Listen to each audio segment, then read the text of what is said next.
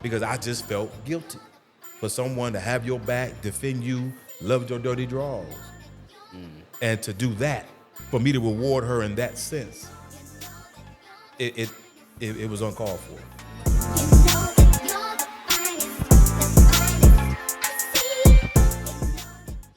Welcome to another episode. That's where we have real conversation with real people. And today we have a special guest. Welcome, Adante. How you doing? What's good, family? Hey, man, I'm great, blessed, increasing, too blessed to be stressed, all that good stuff. Oh, y'all can dig that, bro. So let's get straight to it. So Yes, sir.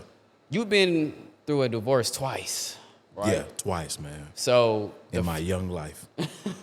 so your first marriage, what led up to that divorce? We're gonna address that first.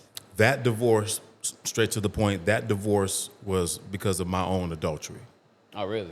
my own unfaithfulness in that marriage. Man, I didn't know what marriage was about.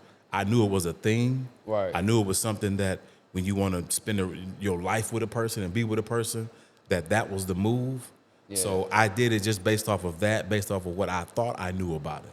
But what I know now about it, I knew nothing about. So how old were you when you got married? I was 21, and she was 19. So you being so young, you just like, I'm so in love with you, let's get married, or that was that type of thing? That's what it was, man. We dated for 3 years.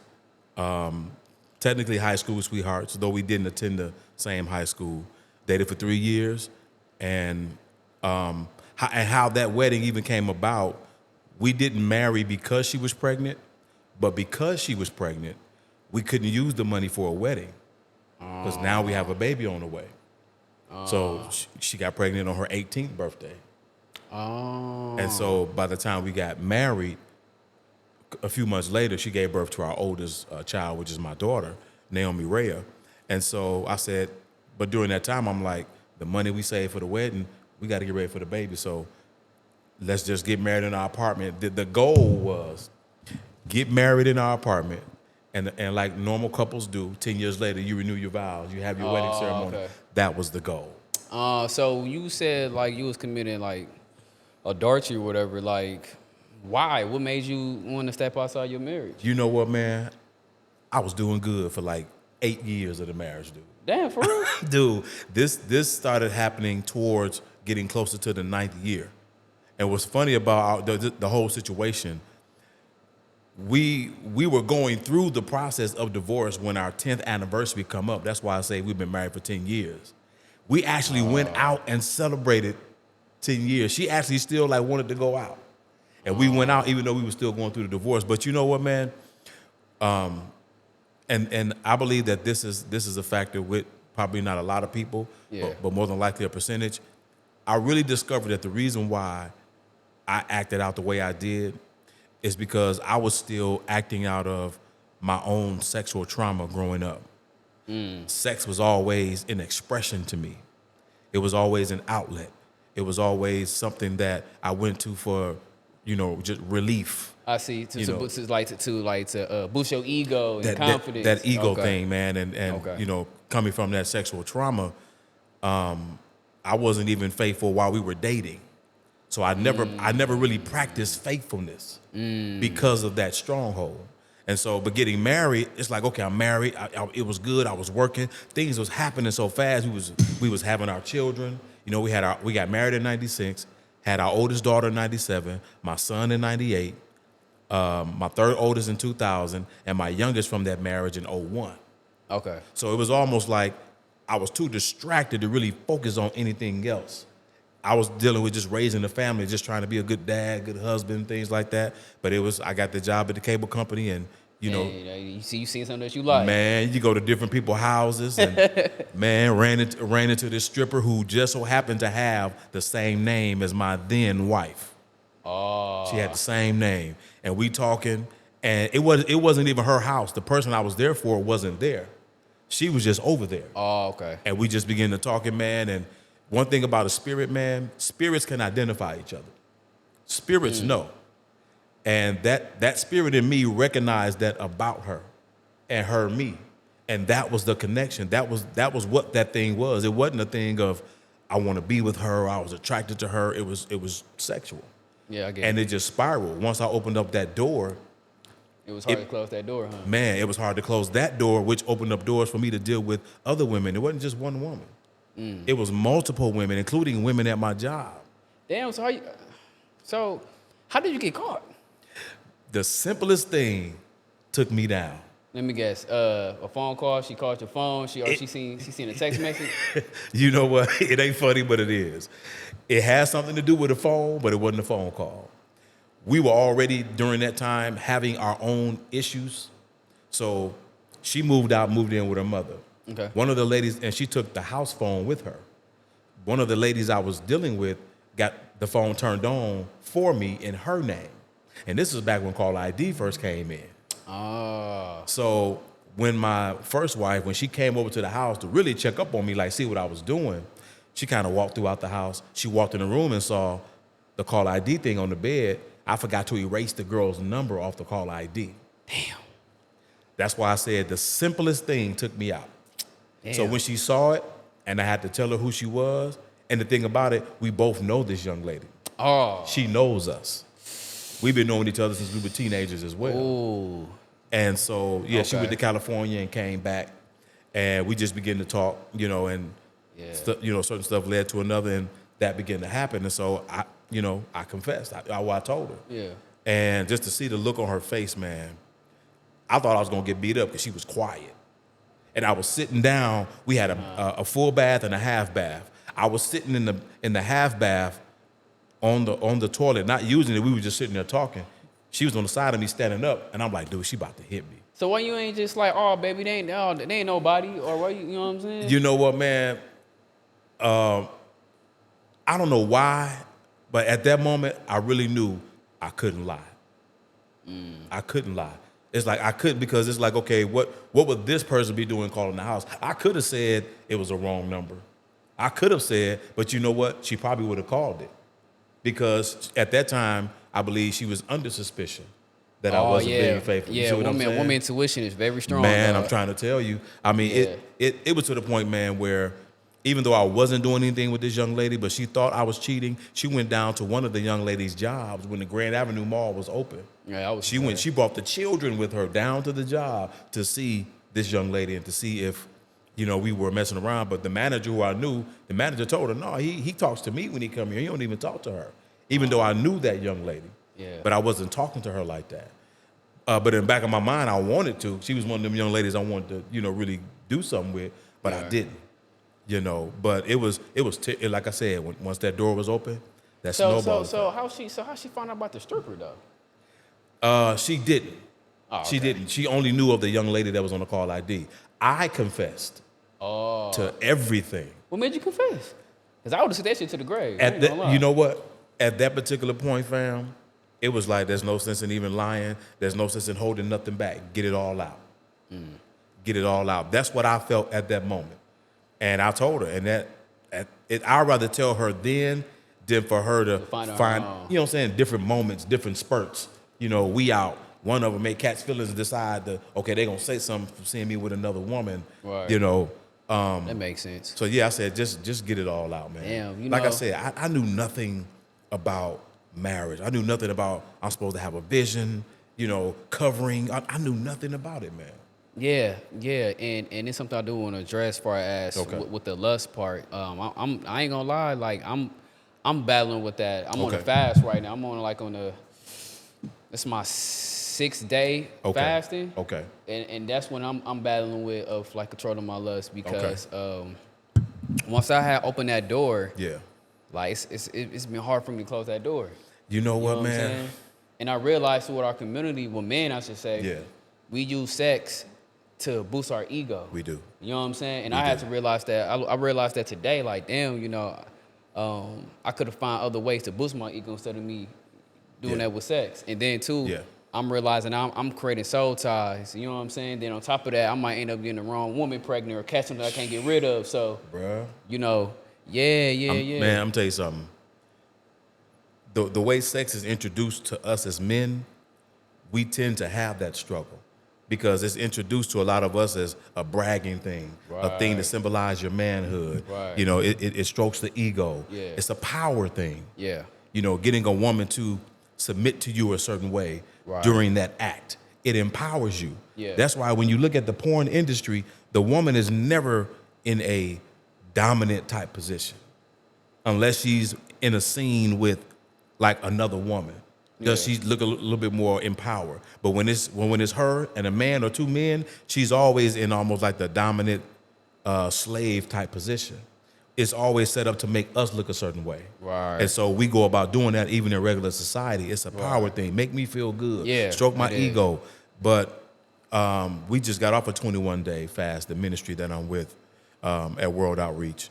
And, that was one of the things that I addressed. Because one of the things that fasting does, it helps you to build up. Because fasting is about not just turning down food or anything, but you can give up social media for a while. You can give up something that's a stronghold to you. Yeah. And it's building up a resistance in you. Yeah. It's teaching you how to resist. Right. So you will fall, but the more you practice resisting, the stronger you get. Yeah, I agree to that. And I want to ask too, like, when the divorce had happened, like, how did it impact it, not only you, but also the kids? You know what? There's a lawyer friend that I befriended during that whole process, and he said that there's a such thing called behavior after the fact. That is, once it starts to settle in that this divorce is happening, and once it starts to really settle in on both sides, there's a reaction that comes after that. Yeah. There's a behavior that comes after that. Like, oh my God, it's like it hits you all over again, and it keeps hitting you that this thing is over, and it just turned into a war. And sadly, man, my children were in the midst of that. Yeah. It turned into putting them in the middle of it. It turned into delivering messages through them instead of texting the other person's phone. And this is coming from their mother's end. And I had to start telling her, stop speaking through the children, stop relaying messages through them, stop, Then it turned into me having to deal with, boyfriends that come over to the house, and a couple of them actually moved in, dealing with that aspect of it because, we're just wanting somebody around. And then I wasn't, and I'm not saying I was in a greater position because by that time, man, I was in a horrible second marriage. I got married again when I shouldn't have. So that one was the rebound marriage. So it sounds like both of y'all was rebounding in a way? Oh, most definitely, man. We were both the Sir Charles of this relationship thing. we were both the round mounds of rebound. Yeah. And it reacted in a different way. Okay. But I do have to say, in that, I always made sure my children came first. Even when the new woman I was with was trying to, really come in between that. Mm-hmm. It's like, no, so that I tried to make sure to protect them, but they still ended up, really being affected by that. Because when you at war with that other person, you don't care who you use, who gets hurt. You're just trying to win. Yeah. You're trying to get the control that you felt you didn't have in a relationship. Okay, I'm going to get that control now. Yeah, and when my parents got a divorce, my parents was married for like 17, by like 18 years. Okay. And I felt that my dad used me to go against my mom. Okay. And at the time when he was alive, I hated him. Yeah. For him doing that. Yeah. But I understood as I got a little older because he was hurt. Yeah. You know what I'm saying? Yeah.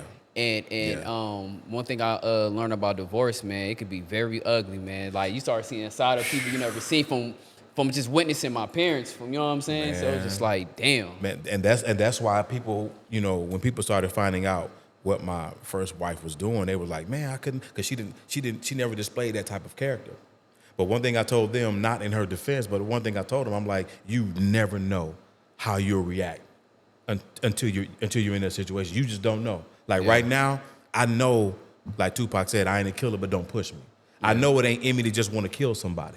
But if I'm defending my home, even then I'm not trying to kill. But if a person ends up dying, then that's just what has to happen to protect my home, but it wasn't my intent. So you never know where you'll go to, how far you'll go. You ain't been in it. But that also speaks to life upbringing, you being in situations where you've had to adapt and adjust to loss, coping. So a lot of people don't have good coping skills. Yeah. And my son said the same thing when he went to go live with his mom. He came back when he was an adult, and he's like, Dad, I see now Mom used us against you. Yeah. And so I told him, I said, son, not to defend your mother, I said, but she never imagined life without me. So for her to be forced into that, that was the way she coped. It wasn't the best way. I'm not saying it's right. It wasn't the best way. I don't want you to trade one anger for another one. You were angry at me for some years. It was a false anger, but it was still an anger. I don't want you to now realize you were mad at me for no reason and then trade it to be mad at your mom. I said, don't be mad at your mama. You still have your daddy. We're both still alive. For us to mend our relationship and move on with our life, that's what we're going to do. So you really don't blame her for having bitterness towards you? No. I'm going to tell you something. I believe I just probably released that guilt probably like last year or sometime this year. I carried that. I ain't never walked around and just simply talked about the out of order stuff that she did, which was a lot. I ain't never ended it with just that. I always ended it with, she would never have to act like that had I not put her in that position to have to act like that. Yeah. I always ended it with that because I just felt guilty for someone to have your back, defend you, love your dirty draws. And to do that, for me to reward her in that sense, it was uncalled for. It wasn't cool at all.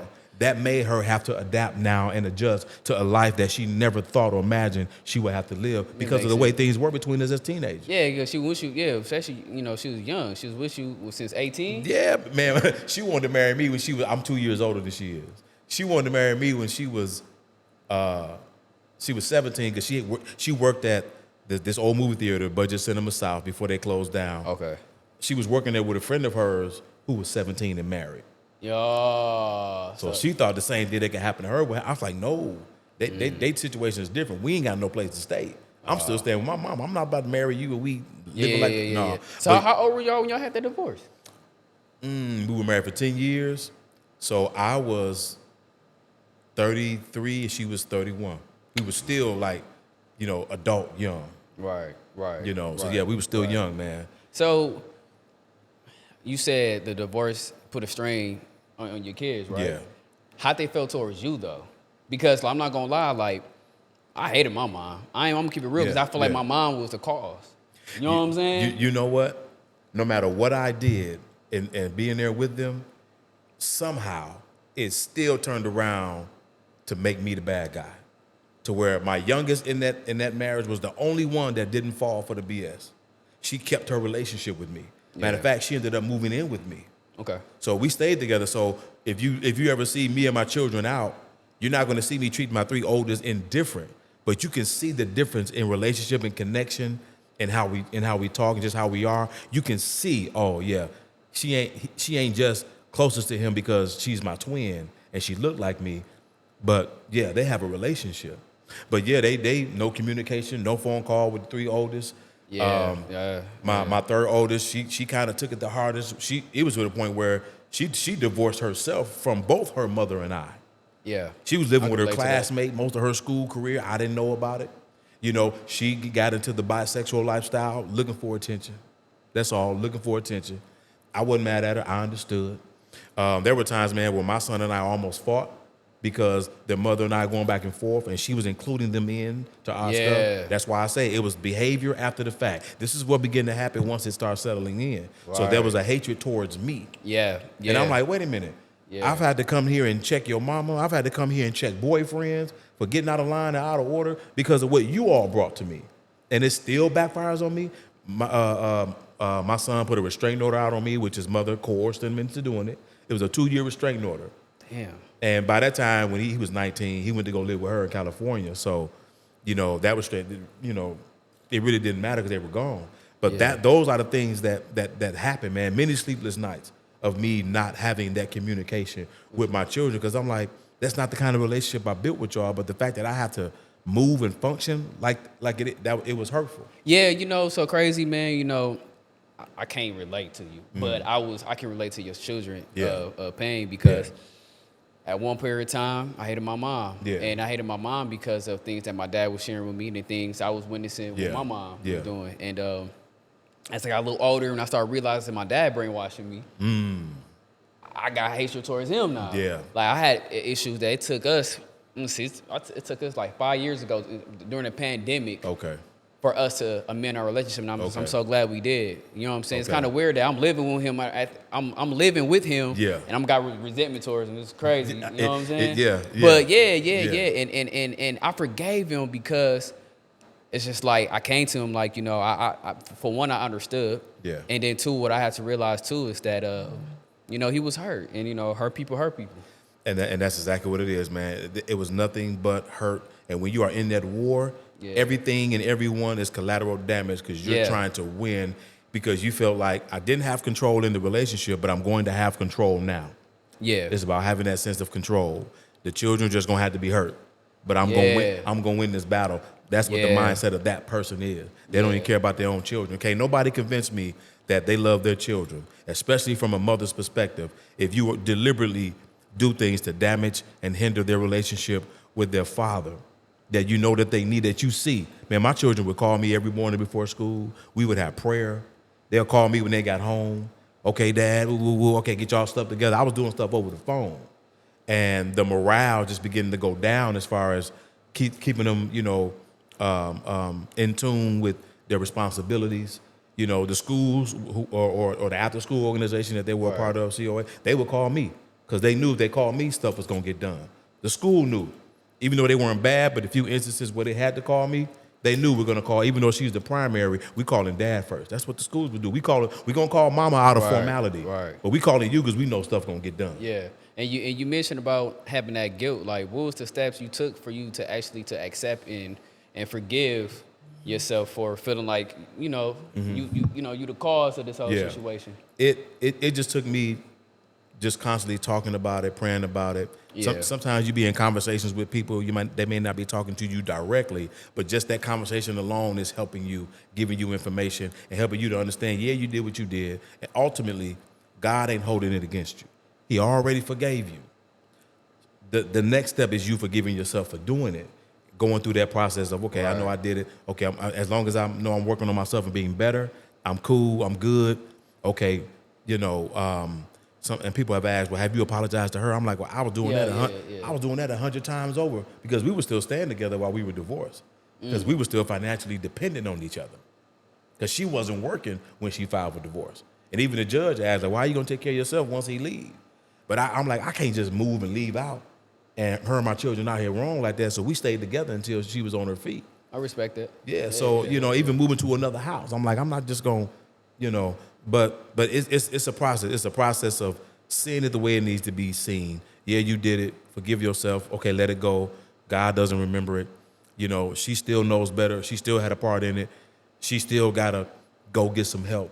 When I started looking at it like that, and that we both have a part in it, and when I started focusing mainly just on my children and on rebuilding me, the guilt went away to where I don't hold it to the point where it hinders how I live my life, and it hinders how I parent my children. Got it. So how do you think your kids view you now compared to, You know what, man? That time? One thing about children, and we've all been there, we've all experienced that. Right. Hatred is really love turned upside down. Sometimes you love the parent, but we display it through hate because we hate the fact I couldn't have that relationship with you, or you didn't give it. You weren't around to give it. Right. So my youngest daughter, my daughters were daddy's girls. My oldest daughter reached out and was like, I need my daddy. She's pursuing her modeling. She's getting into film and things like that, and just got done wrapping up a film about Milwaukee. But years before all this stuff started happening, when she was just really pursuing her modeling, she realized, I need my daddy. Yeah. So she reached out. We met for dinner, and we talked, and it was a neutral conversation. That wasn't the time for me to be like, man, your mama out of order, your mama. It was strictly focused on us. Yeah. Same thing I did my youngest daughter when she moved in with me. It's about us. This ain't about your siblings. This ain't about your mama. The only thing that matters is the people in this house. So she reached out. My third oldest, she's still coming around because I think she got affected by it the most. She even wrote me a letter. Oh, okay. Which it was hurtful reading that. My son, was growing up, becoming a man, having some questions, some issues that mama couldn't help out with. They started to clash. She pretty much put him out. Yeah. So he moved back here from California. That's when we had that conversation. So he came back here to move in with me. Mm-hmm. So my place isn't ready yet. So right now he's staying with his sisters. So when my place get ready, he's gonna move in with his dad. So I can then pour into him the way I wanted to, when he was younger. So everything is lovely with my children now. That's good. You know, time love heals always everything. wins, man. Real love. Yeah, my dad always said it like love conquers everything. Man, love. Righteousness, somebody told me righteousness always wins, even when it looked like you're not winning. Keep doing right. Keep being a dad. Keep showing up. Yeah, for even, sure. even when they weren't talking to me, I was still going to parent-teacher conferences without them. I was still, checking in with the school. Because if they were getting off, I was still going to approach them like, look, so I was still there. I might not have went to a lot of their games, but I was still, there. Yeah. And that's what helped me to forgive my parents. Okay. Because, as a child, you would think that, okay, they should, them being your parent, Yeah. they should know everything. They should know better, right? They should. But then as I got older, I realized, just like me, I was. But how can I say this? Basically, what I'm saying is that my parents they was young at one point, figuring things out, Right. dealing with their own issues. Yep. Then they had us. Yep. So they trying to be a parent. Yep. And trying to deal with their own issues. Yep. You know what I'm saying? Yep. So I don't really hold things against them. I understood as I got older. I don't have any children, so I'm just like, damn, just like. Man, that's what helped me in my healing with my own mother. Yeah. I had a very serious disdain, hatred, disregard for my mother in the way that she related, not even the fact the way she raised us, just her communication with us, the way she was towards us, the way she went about doing certain things. And it wasn't until I got around, once again, the right people, the right conversations, I began to look at my mother as a human. Right. My mother was stuck. Yeah. Whatever my mother went through as a young child herself, she never got through it. And when you don't get through something and you stuck, all your rationale, your decision making, your behavior, your judgment is going to always be through that mentality. Yeah. Through that childish mentality. Yeah. Everything is going to be addressed through that. Yeah. Even down to parenting. Yeah. And that's what it was when I started looking at my mother as my mother's a human being. Yeah. Because children, we inadvertently, when there's God, then there's the parents. And children put parents up there. That's what I did with my dad. I put him on a high pedestal. Yep. And because it's crazy because at one point, I feel like my dad was the perfect father in the world. Yep. My dad can't do no wrong. My daughter my third oldest called me her hero. Yeah, so when my dad did what he did, and I call him my hero too. Ironically, you said that. So when he did what he did, I was like hurt. Yep. But I came to the realization that the only person you should put on the pedestal is God. But I didn't know that. I didn't know any better. Yeah. So that's funny that you said that. I agree to that. Well, where that comes from is, God is provider, takes care of us, things like that. And that's what our parents do. Yeah. That's what it's supposed to reflect. Right. So that's why parents are put on such a high regard. Yeah. And when we don't get that from our parents and there's some form of neglect, abuse, the hatred that is expressed from that is the hatred of, you didn't give me that, what I still yearn and want. So when we become adults and we're still acting out of that childish rage, we're still yearning for that from our parents. Yeah. And it is going to forever be expressed in anger until we get that, even as adults. Yeah. And so that helped me to heal because I'm like, you know what? I'm going to have to divorce myself from the parent I always wanted, but I know I'll never get. I had to divorce myself from the parent I always wanted. Yeah.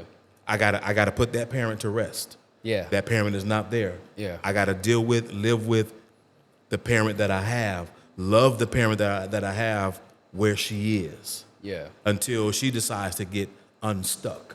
Yeah. And my mother still thinks that it's based off of the way we were raised. And I always have to tell her, one of the first things we get over as adults is how poor we were raised and what we couldn't afford and, times of embarrassment or even bullying. You get over that as an adult. You realize your parents did their best with what they had. Right. They probably should have made a better life for themselves, take care of us, but it happened. Yeah. But when you are verbally abusive, when you are kind of neglectful in other ways, those are things that are lasting. Because that's all about relationship. Yeah, you're right. Money and money, what you buy us ain't got nothing to do with relationship. No, you're right. And then and what I want to ask too, what's your message to a parent who's feeling guilty of feeling like, damn, I broke this family up because I wasn't faithful. You know what I'm saying? What's your advice for someone who's listening? Just continue to be honest with yourself. Yeah. There will be moments of pride where that any kind of arrogance or stubbornness will try to kick in to try to make you walk away from that accountability and stop taking that accountability of your part, not what the other spouse is doing, just your part. Just be careful of the pride and the arrogance that would try to sneak up. Remain humble. Keep working on yourself. Yeah. That had to happen. Yeah. That's the one thing I understood about everything that I did. Where God is taking me now, I had to go through that. I had to get that out of my system. I had to do that. I had to experience that so that when I really get to where I'm going and I'm on that level, I won't destroy what I've worked hard to get to. I won't destroy what I prayed hard to get to because of something that still had a stronghold and an access to my life because I didn't deal with it. If you don't deal with your sin, it's going to deal with you. Yeah, I agree. So just keep dealing with it. Just keep growing. Ask questions. Humble yourself. Get a mentor. That's the greatest really level of humility. Get you a mentor. Get somebody that you're accountable to, that can check you. Right. We need that, No, especially definitely. us as men. No, definitely. And I want to ask you too. We're gonna stay on top of it. We're gonna take a pivot. Okay. Do you think men handle divorce differently than women? And if so, how? I believe we handle it differently in that if he was just an evil dude, he don't really care about the divorce. He just move on. Right. They say usually men who were the offender, they move on fast because they just don't care. Right. But for a man that care, he carries that guilt because he understood now his responsibility. I just think we as men, we tend to move on fast because it's like, okay, we're always thinking of the next move. Right. That's that logical side of us. We're always thinking of, how can I fix it? How can I make it right? Even if it's not with that person. How can I make what I'm in now right? Yeah. So we spend and we expend our energy towards that. So we react differently. And to the person who we just broke it off with in relationship, they might look at us moving on as a sign of, oh, we don't care. So like when I met my second ex so quickly, I believe that activated another attitude and resentment and bitterness in my first wife because in her mind, dang, he moved on so fast. Dang, he didn't even care. Dang, and she started acting out a little bit more. Makes sense. What she didn't know is I was coping myself the wrong way. I was just figuring out the next move logically. Okay, I got to move on. Okay, this is done. Okay, how can I fix this? Okay, how can I move on? How can I make it better? We go into thinking about stuff. We're already processing the next step. Got it. The next move. Got it. I don't know, man. I mean, I can't speak for it because I've never been married or divorced. But I feel like men kind of go through it a little worse to a degree because they go through it from a financial standpoint and from a financial standpoint and emotional too. I see what you're saying. Yes. I believe we deal with it more so financially, especially when there's children involved. Okay. And when you're dealing with a sexist, prejudiced, bigoted court system that's really designed for women, and there's instances that I could even prove with that this stuff is designed for women, that in a lot of cases, it don't matter if you crossed every I, or dotted every I, crossed every T. They still do stuff in favor of the woman. And we still suffer that financially. Like, even if you get 50-50, I didn't know that just because we got 50-50 and everything, that don't cancel out child support. Because as long as it could be 50-50, placement and custody, but when they place primary with the mother still, that's where the child support kicks in. Yeah, and that's why I said men go through it worse. So we do, but that's all a part of this system that was built like that. Yeah. A lot of people still don't understand, and particularly women, because they benefit from it. They don't understand this system was set up to trap them, but kill us off. Got it. Kill off our image, kill off our influence. That's why the man couldn't be in the house. Yeah. When welfare was first established. Yeah. Let's kill him off. Let's trap the women, get them stuff for free. Tell them man can't be in the house if you want this. Yeah. But then they instituted child support.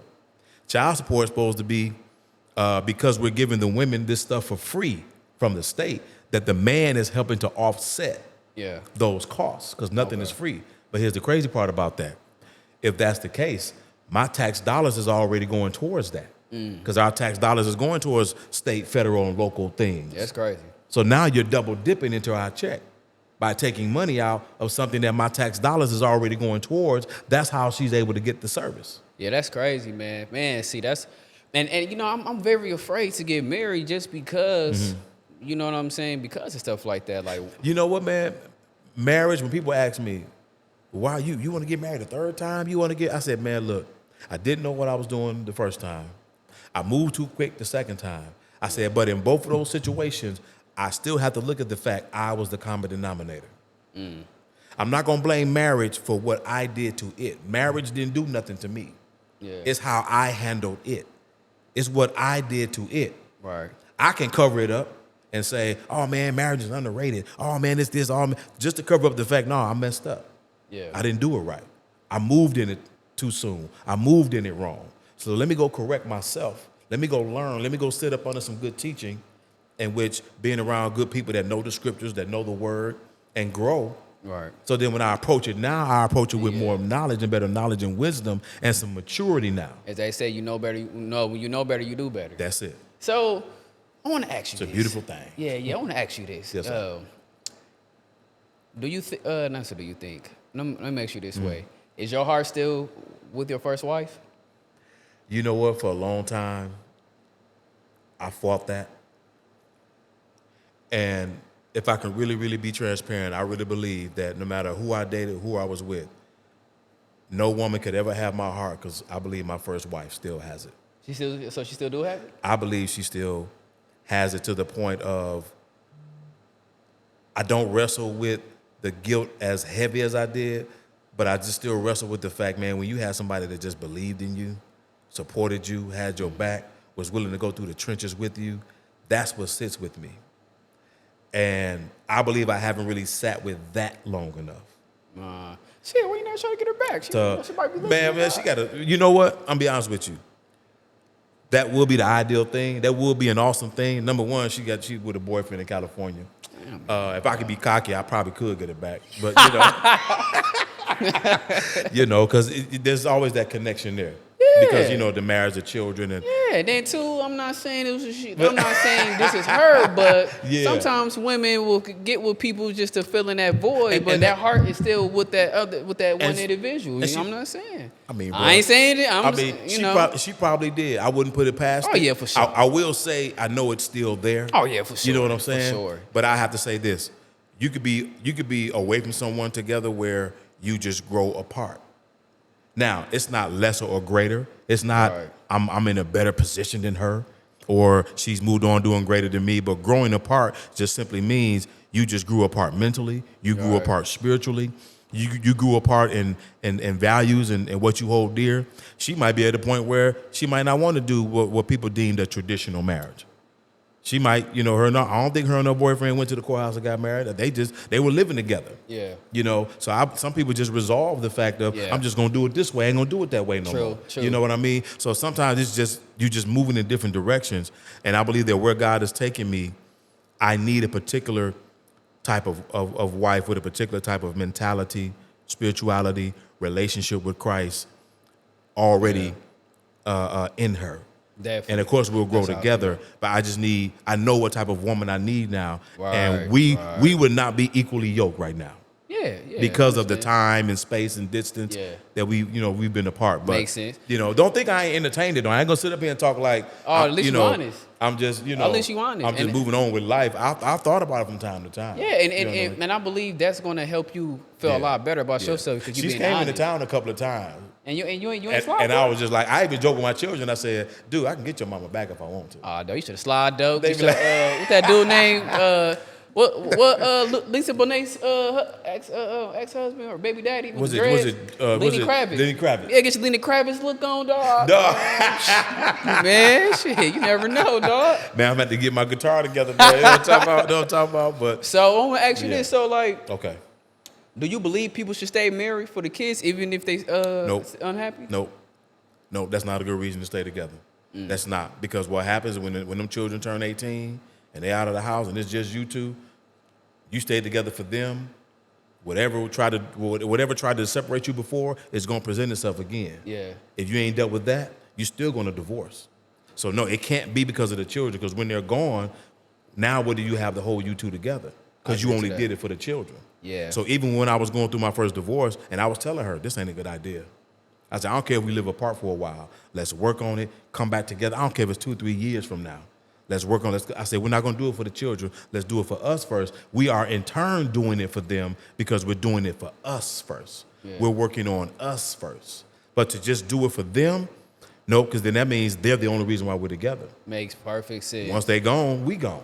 Yeah, it made perfect sense. You know, and then too, what I realized too from my own experience of watching my parents, and there's people that I know who's been married and their marriage is pretty toxic. And I was, telling certain people like, yo, the kids gonna be affected by that too while you being unhappy. Yep. Like, believe it or not, kids are watching. Man. And you might not think they're watching. Believe me, they watching, they hearing. And when you think they're not listening, they know. That's why I try not arguing with their mother in front of them. And I failed in that because I was moving off of my emotion of thinking I had to protect them of some things that mom was allowing to go on in the house. Yeah. But one day when I was really snapping on their mama, I'm looking at my oldest daughter. And I guarantee you, man, she was looking me dead in my eye. Looking me dead, like we're looking at each other right now. She was fixed on me, not her mama, not the boyfriend. My daughter was looking at me. And when she did that, I kind of sat back and sat down. Because somebody told me, when you do that, now I wasn't calling their mama out of her name, it was getting close, but I wasn't calling her out of her name or anything like that. But they was like, when you do that, and especially if you call her out of her name, what that does to the children is, especially your daughters, if he feel that way about mama, how you feel about it? What would he feel about me? Because I am mama. Right. If he talk like that to mama, they still find their identity in their parents. Yeah. And they still find their identity in how their parents get along. Yeah. They still finding identity in that. Yeah, I agree because they're like, okay, y'all ain't married. Okay, it hurt. Okay, but we still looking for identity in y'all.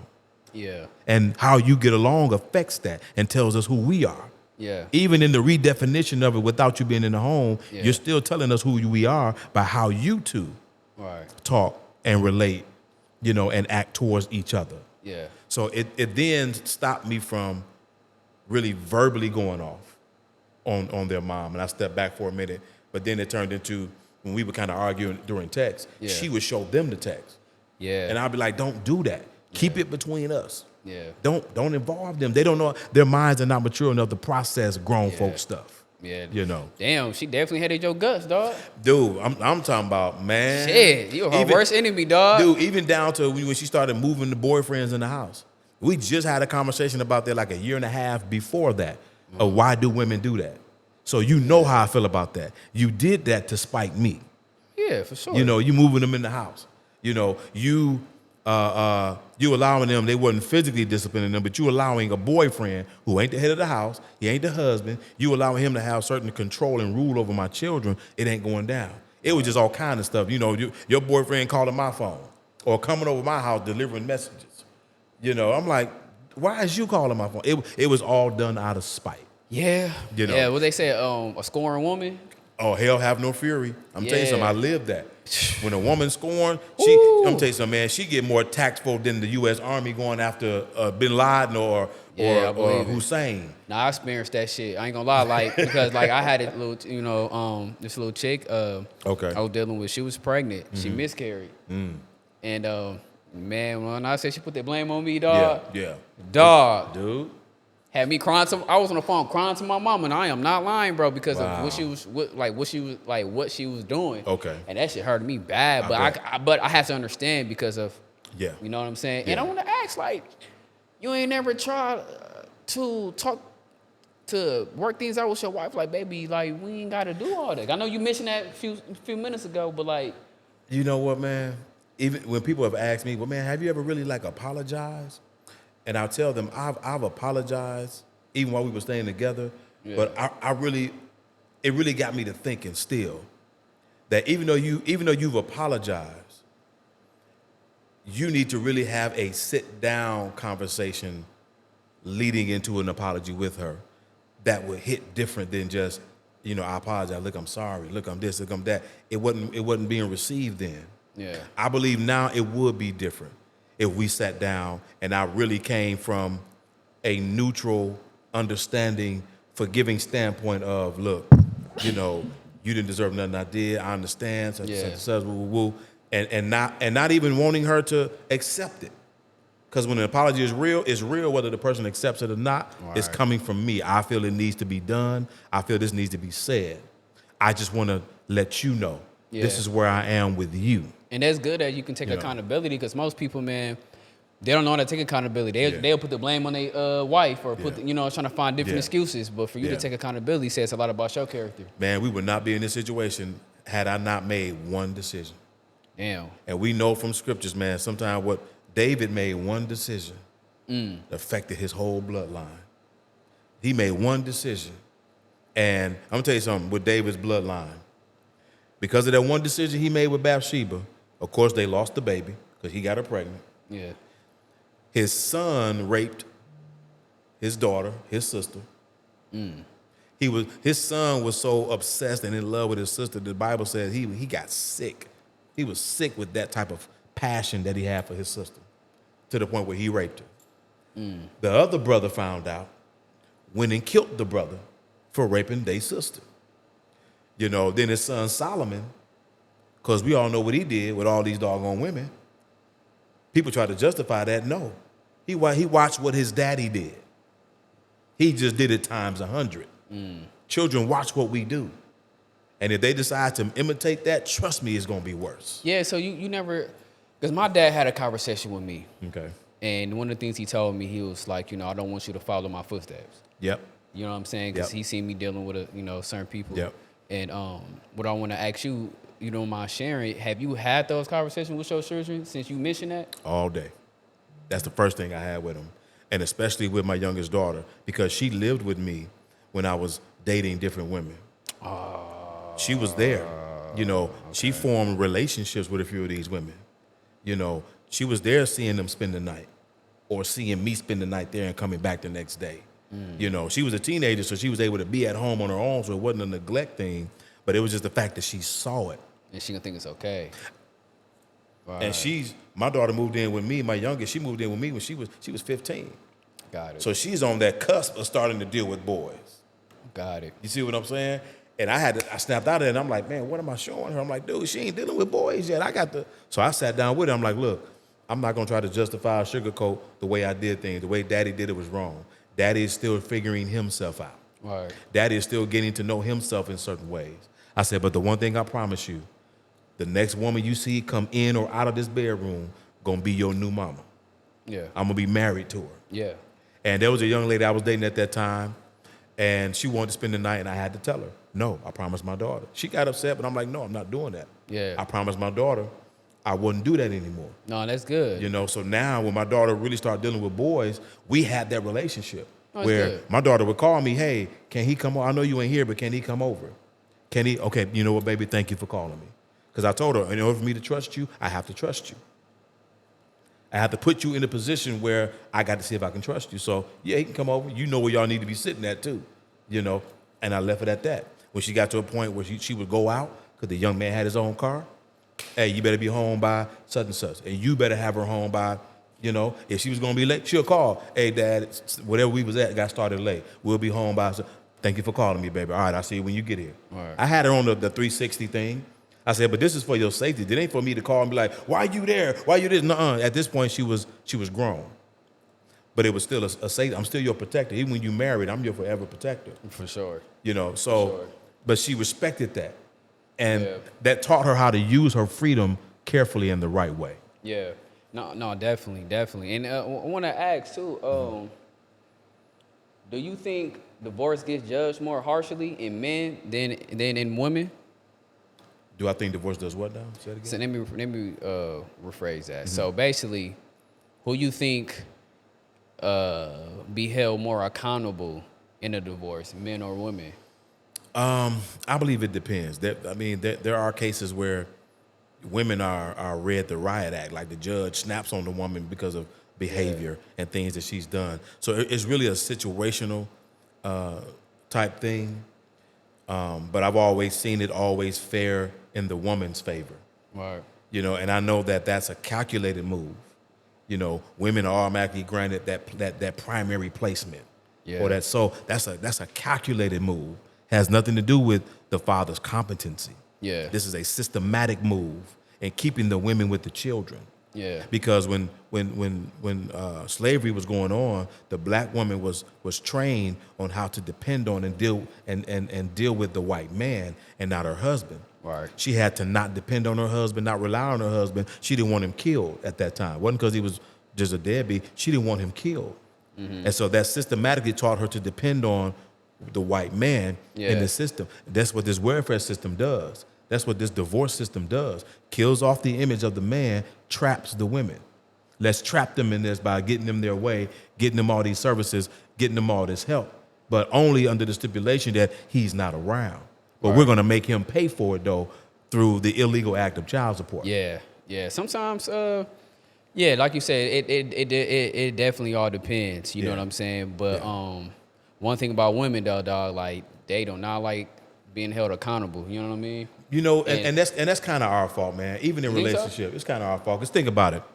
We say stuff like, happy wife, happy life. Yeah. We say stuff like, just, you can't argue with a woman. Just she gonna naturally win. Yeah. She gonna naturally. We say certain little things like that to sound cute, to show that, man, don't argue with her. Let them have their way. Let them do. But I think that inadvertently conditioned women to not take accountability. I'm gonna win anyway. It's gonna be my way. So.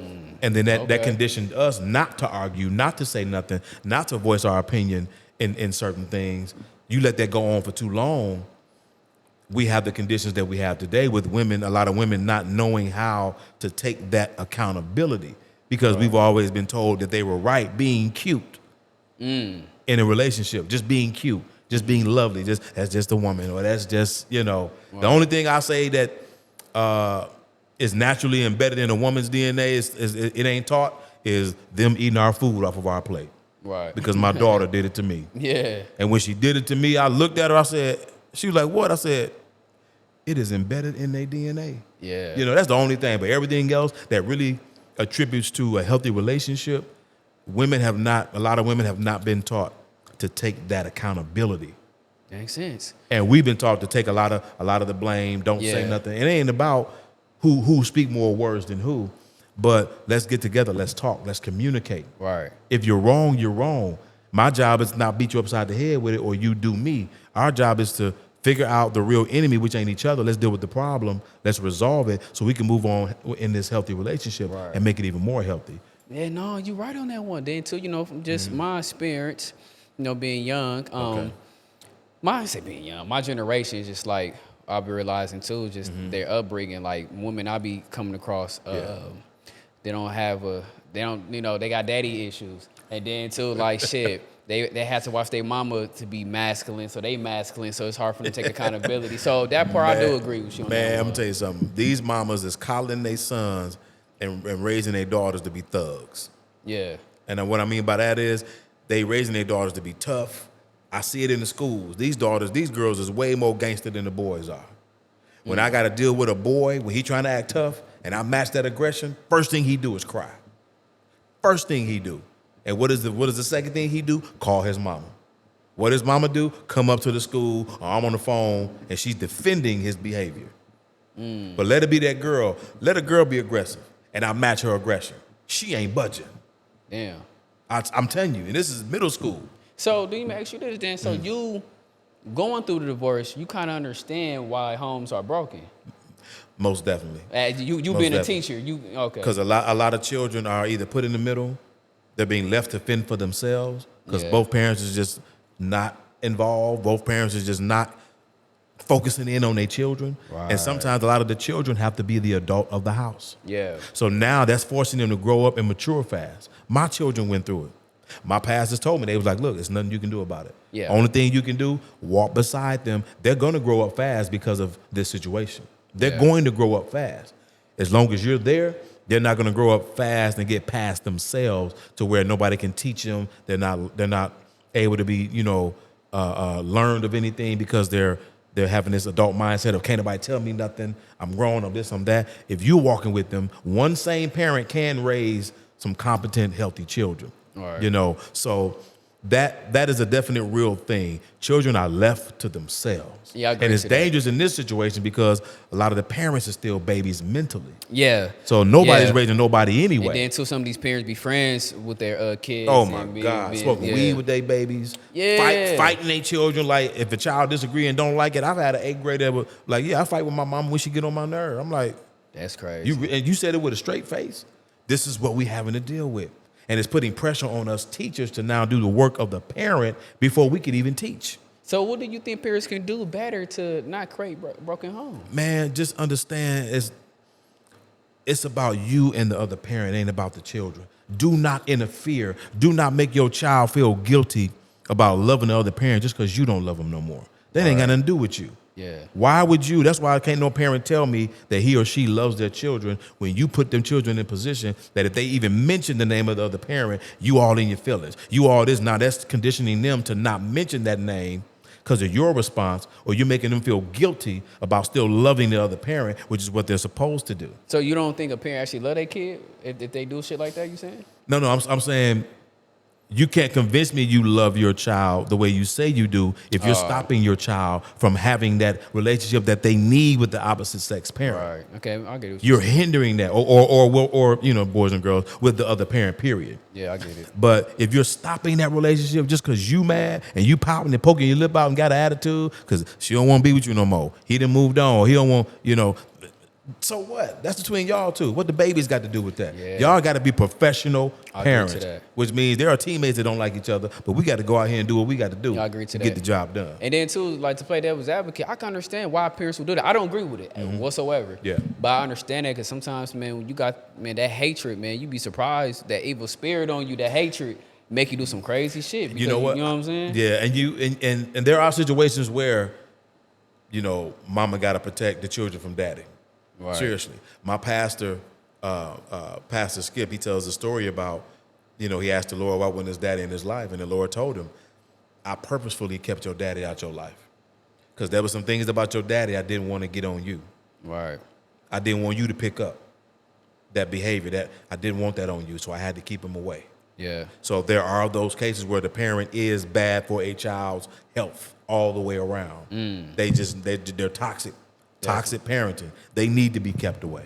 Got it. They need to be, for the sake of that child, I got to keep you away. And I want to ask you this too, like, what do you think, you know, getting off a little topic, but like, what do you think man can do to be held, let me say this all wrong. What do you think man can do better so they can hold their own self accountable?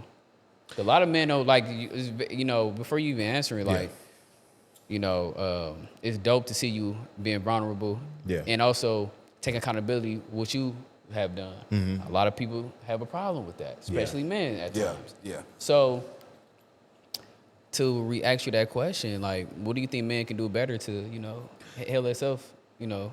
Self-accountability is a big thing. Humility is a big thing. Humbleness is a big thing. Yeah. Being honest with yourself and where you are. Them pills, you might choke on it, but you got to swallow it. Right. You got to swallow it. Like a lot of people don't know how to sit in that hot seat. That's a pride thing, not wanting to. None of us want to think something wrong with us. Excuse me. None of us want to think, oh man, I didn't know I could be this person. I didn't really discover, man, until I was really actually by myself that, wow, I didn't know I could think like that. I didn't know I could actually do something like that. I didn't know I could, wow. I learned a lot about myself that, I got to work on. Not even for marriage's sake, but for character's sake. I can't go around just acting any old kind of way and wondering why people don't want to be around you, don't want to talk to you, don't want to do business with you. You got bad character. Your integrity is in question. Right. So it's not about what people think, even in that aspect. Once it's revealed, once that conviction hits you, conviction is just God showing you you. You get convicted. He convicted me on this and showed me myself and my need to change. And you got to respond to that and be honest about that. Don't run from it. Run to it. That's it's there to sharpen you. Right. It's there to mature you. You don't want to keep making the same mistakes over and over and over. Yeah. You'll never grow. You'll never maximize your potential. You'll never reach the people you were called to reach if you don't go through that process of maturation, of being honest about how you are, who you are, and that need for change. I agree. I've seen it a lot in my dating relationships. Those things served as mirrors to my character and where I am and where I need to still grow and mature. And because I want to, if you don't want to, it could be shown to you all day. You'll never respond to it. Yeah, I agree to But that. when you get to a point where you want to, and it gets shown to you, you'll be like, ooh, man, that hurt. But hey, okay, let's deal with it. Yeah, you know, some people, in my opinion, be stuck in that victim mentality. Yep. That's one of the reasons why I feel like some people don't like taking accountability. Yep. You know what I'm saying? Because that gets you attention. A lot of people use their wounds and their hurt to get them attention. I agree. You know. I agree. And this is my last question, man. After 2 divorces, do you still believe in soulmates? You said, do I still believe in celibacy? No, soulmates. Soulmates? Yeah. Oh, most definitely. Most definitely, man. We probably got 100 soulmates walking around here. Why do you think people, when they meet someone in their second relationship or second marriage, it turned out to be like the best one for most people? It's like, man, they connect better than what they did in their first marriage. Because you always got people out there that you have commonality with. You always got people out here people out here that you have a kindred spirit with, that you just connect with. Now, not everything is turned into a relationship, because sometimes a person can just become just a real dope friend, and you all are still soulmates, but on that friendship, bestie, almost family type level. You got those soulmates out there. It's just about finding the right one that you are equally yoked with, and it's not just about finding someone that believes the same God. You got to share some morals, some values. You got to share some things that okay, we share enough where I can see myself building a life with you. Right. I can see myself building a family with you. Matter of fact, I can see myself procreating with you. Right. Because of what we share. We share enough in common. Okay, I want to spend the rest of my life with you, building off of what I know about you and what I see we can share. Right. I found my other soulmate. I found another soulmate, somebody I connect with and I got a kindred spirit with that. That becomes your best friend. When they say marry your best friend, that don't mean you drop all your other best friends. You just found someone that you developed that friendship, that turned into a best friendship, that just so happened to be the one that you want to marry. Definitely. So I married my best friend. Yeah. I'm definitely looking for my soulmate, man, but I got to stop falling in love so quick, man. Man, hey, dog. Hey, bro. I was in Chicago. I was in Chicago, and I met this one chick. Like, I don't know, maybe it was her eyes, but we had a conversation, and the next day, she all I'm thinking about. I'm driving back to Milwaukee playing love songs and shit. Man, I'm telling you something, man. I fall asleep with love songs on repeat, thinking about somebody. Dang. Thinking about how it would look on our wedding day. Yeah. How we would look in certain life situations. Yeah. I have married people in my head. You gotta stop doing that, because you will develop those spirit spouses. You can't develop that. And, your emotions take over, and you're not using discernment. Yeah. I'm an affectionate dude. I've always been affectionate. A lover boy, so to speak. But that right there, if I allow it, my emotions to take over, it can make me get attached real quick. And this is without sex. Yeah, I agree to that. That it's gotten to this. Yeah, I agree to that. Because I took that vow of being abstinent, Wait. You absent? Where we say that? Yep. Yeah. See, when people say celibacy, or people say, I took a vow of celibacy, I don't think they really know what they're saying. Celibacy is, I'm not having sex ever again for the rest of my life. That is being celibate. Abstinent is, I am abstaining from sex until I'm married, which means I'm abstaining with the goal in mind to find someone where we can do the nasty. Well, how long you been? Man, too long. But I'll say about 5, 6 years. Wow. That's too long for me, man. But I'm proud of myself because of the way I've approached sex and the way that it's played a part in my life, stemming from the sexual trauma. That is an amazing feat for me, because I know who I can have sex with. I know. But I'm like, if I'm going to call myself a man of God, a child of the Lord Jesus Christ, I got to carry myself as such. I got to think as such. I got to move as such. So whatever relationship I get in and we're talking, I make it known I'm not having sex. Now, thankfully, they've agreed, but I'm like, or this is what I tell them too. I'm like, look, my goal is to not have sex. That is my goal. Not saying I probably won't fall, but my goal, just so you know, my goal is to not have sex with you. And you've been 5 years straight? 5 years straight. Did you falling off a little bit? Nope. Shit, you better than me, dog. I tried to do that shit for 24 hours, dog. Now, what I had to stop doing, thinking I was getting away with it, I had to stop submitting to pornography. I had to stop watching porn. Yeah. 'Cause that ain't helping none. Yeah, I agree to that. Because that's feeding that spirit that I'm trying to get free from, that stronghold that's been on me, that's feeding that. Yeah. And so I'm like, I had to cut some things off that feed that. You know, I've even had to stop following certain people on social media because every time it seems like I come to their page, it's a big booty girl twerking, they looking good. It's some type of provocative. I had to unfollow some. Yeah. Because I'm like, I'm trying to keep my mind pure because my goal is abstaining until marriage. Right. You know, but man, I'm trying to tell you, man. Sometimes it be hard, dog. But I give you kudos, though. Dog, you know and especially when you know the other person is down. Especially when you know when you know who you can do it with. Right. All you gotta do is breathe on them the wrong way. And it's like, nope. But I'm like, nope, I can't do it. I can't do it the way a unsaved or non-Christian man or Christ-like man would do it. I can't operate like that. Yeah, I have to be of a new mindset. I had to grow and develop new morals and values. Right. So that's why when I quote scripture and people be like, well, that's your truth. No, it ain't my truth. I didn't write it. Right. There is no way in the world I would ever write a scripture saying abstain from fornication. I wouldn't write it.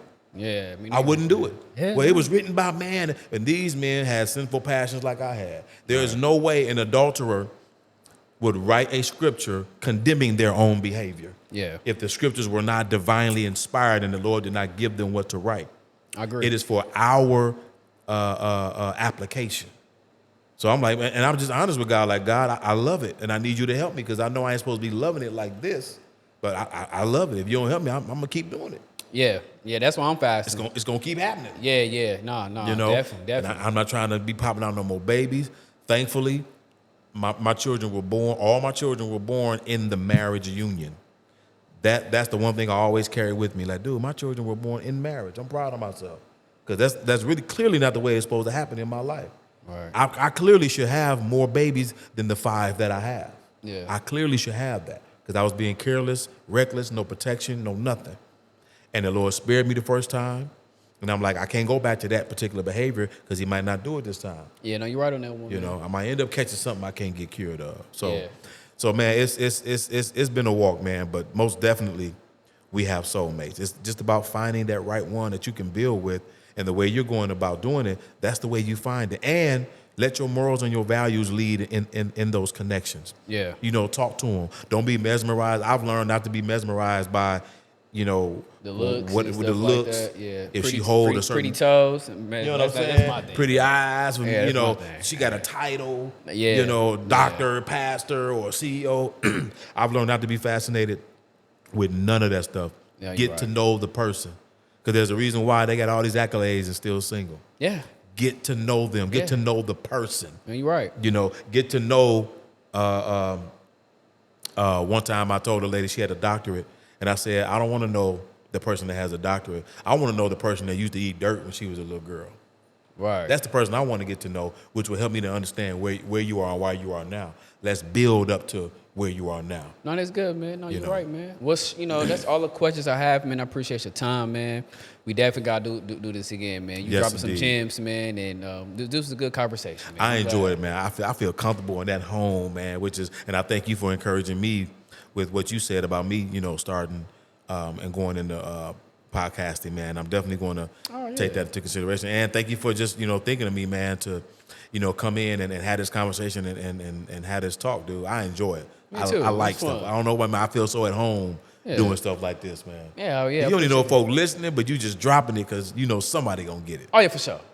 Somebody going to get it. It's going to reach some lives and some families. So for sure. I'm glad to be transparent and open like that. Oh, yeah, for sure. For sure.